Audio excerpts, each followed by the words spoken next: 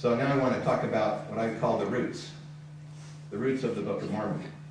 Let's see if we can grow the tree. So we can start with the Bible and race.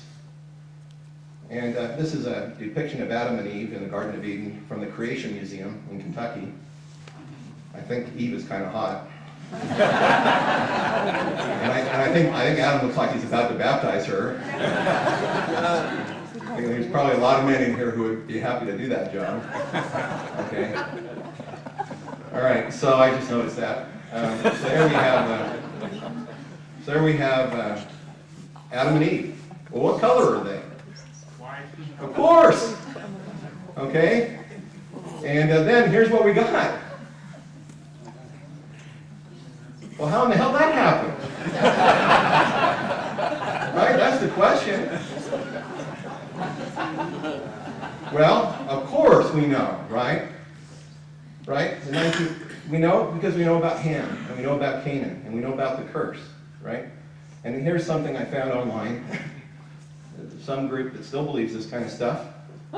Okay? And this was the 19th century mindset. You think about it. The Bible's literally true. Right? You can explain everything out of the Bible, including all this diversity of races. Right? So here we have Noah, and what's he doing? He's got a son named Ham. Notice that it's cursed Ham. Right? And then we've got Canaan over there. Okay? We got Canaan.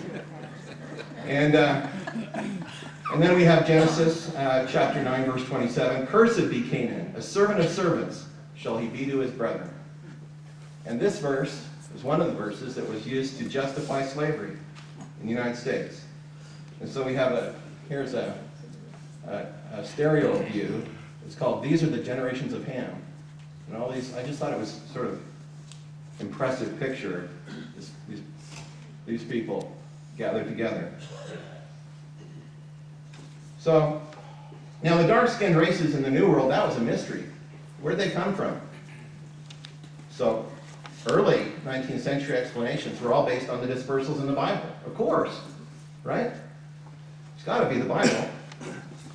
Okay, so what happened in the Bible? Well, we have one dispersal after the Tower of Babel. There it is, Tower of Babel. Okay. We had another one with the lost 10 tribes. Here, I'll show that one there. And we also have the tribe of Judah being dispersed, right? Scattering of the Jews. And also there's this mention of a remnant of Joseph. So there's an idea that there's some kind of tribe of Joseph out there too. So biblical scholars, they wondered where all these people have gone. Seemed logical that one or more of the biblical dispersals brought people to America. But all these dispersals involve white people. Why didn't we have Native Americans have dark skin? How could that be? Well, they must have had an evil ancestor, someone like Cain. A white race must have come to America in one of the biblical dispersals, and then some of them must have fallen, become dark. But there's no white races anymore. So it must be that they annihilated themselves, or else the white race was destroyed by the dark race, right? Makes sense. Okay, and just look around. You know, you're in New England, in the Ohio area. What do you see? Burial mounds all around eastern North America. They seem to confirm it. This is a picture of the, I'm going to say it wrong, Miamisburg Mound in Montgomery County, Ohio. The largest conical burial mound in Ohio, constructed by the Dina Indians, thought to be 800 BC to AD 100. This is a painting by somewhere in the time period 1835 to 1860. Look how big that mound is. So these enormous mounds seem beyond the capabilities of the dark-skinned natives. So they must have been the work of an ancient white race. This is the kind of reasoning that captured the imagination of English writers and colonial Americans. And among them, there was an ailing would-be novelist named Solomon Spaulding. This is Solomon Spaulding here, working away. He was a Connecticut-born Yankee, educated in Dartmouth, former preacher, a veteran of the American Revolutionary War. And in his old age, he was hurt, and he had trouble making money, so he needed to make money, and so he turned to writing. And he started writing fictitious historical narratives. He wrote at least 2 major manuscripts, and he shared his work with friends, neighbors, and associates. One manuscript we know about today. It is penned in pencil on an envelope that encloses the manuscript are the words "Manuscript Story, Conduit Creek." And it's unfinished manuscript. It's now available. It's stored in the Oberlin College Mudd Library, and you can go look at it. And it's available, the text is transcribed and available online. Okay? It's also called the Honolulu manuscript because it was discovered in Hawaii, and the Roman story because it tells about Romans coming to America. Another one is Manuscript Found. This one was finished, but it's now lost. So Manuscript Found is lost. Okay. This is my depiction of Spaldings Life, just to briefly run through that.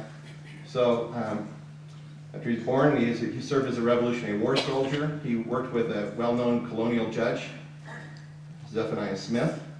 He studied under John Smith at Dartmouth, theories of Indian origins. And it seems the same professor also may have taught Ethan Smith, author of View of the Hebrews. He married Matilda Sabine, and then he adopted a daughter, and he named her Matilda. Now, this is just to confuse people later on when you're doing research, you know. Okay, so you have the wife Matilda and the daughter Matilda. We got to keep them straight.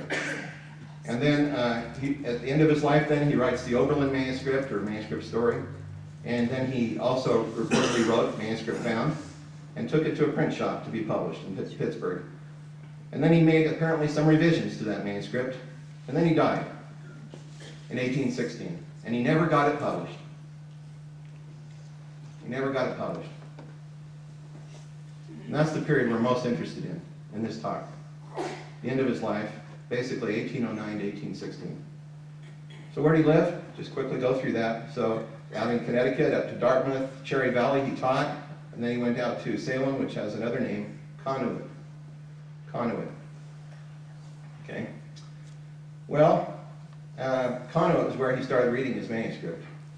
This Manuscript Found was his Magnus Opus. This was his major effort. He wanted to make a compelling epic narrative that would link natives of the New World to the dispersed peoples of the Old World. Whoops, there we go.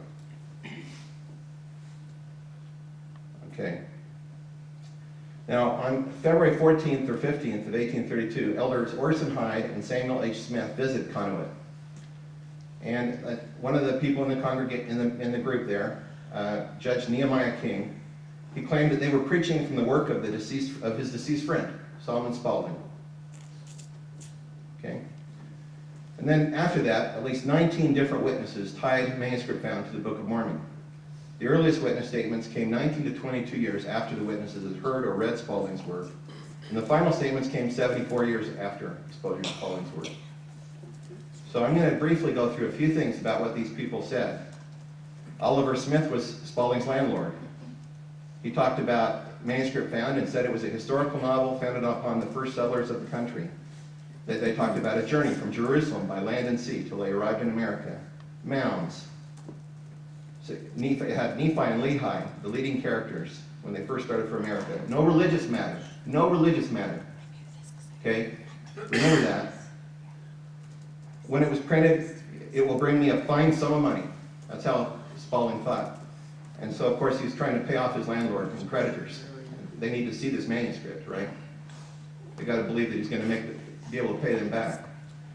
And then he says, when I heard the historical part of the Book of Mormon, I at once said it was all the writings of old Solomon Spaulding.